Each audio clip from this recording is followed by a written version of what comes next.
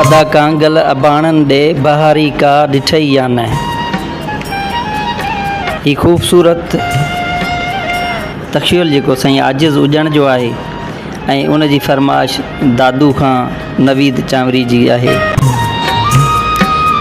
उन खां अॻु में असांजे हिन चैनल खे सब्सक्राइब कंदा हलो त जीअं बहितर खां बहितर शाइरी तव्हां ताईं असांजी पहुचंदी रहे।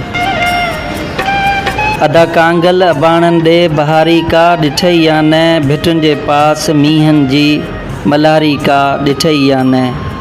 अदा कांगल अबाणन दे बहारी का ॾिठई या न, भिटुनि जे पास मींहनि जी मल्हारी का ॾिठई या न।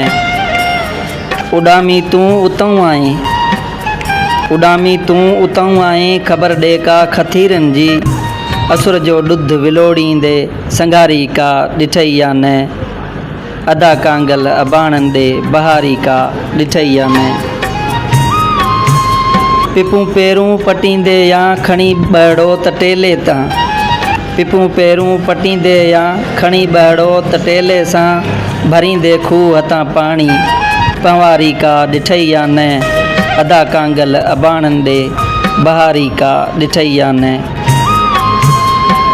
हुयनि का यादि मुंहिंजी या विसारियूं मारवी पंहिंजी, हुयनि का यादि मुंहिंजी या विसारियूं मारवी पंहिंजी, उते मारुनि में मूं लही बेक़रारी का ॾिठई या न।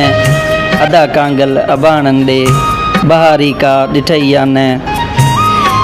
कॾहिं ईंदा अदा कांगल वठण आजिज़ उजण खे हू, कॾहिं ईंदा अदा कांगल वठण आजिज़ उजण खे हू, अबाणन में अदा अहिड़ी तयारी का ॾिठई या न। अदा कांगल अबाणन दे बहारी का ॾिठई या न, भिटुनि जे पास मींहनि जी मल्हारी का ॾिठई या न।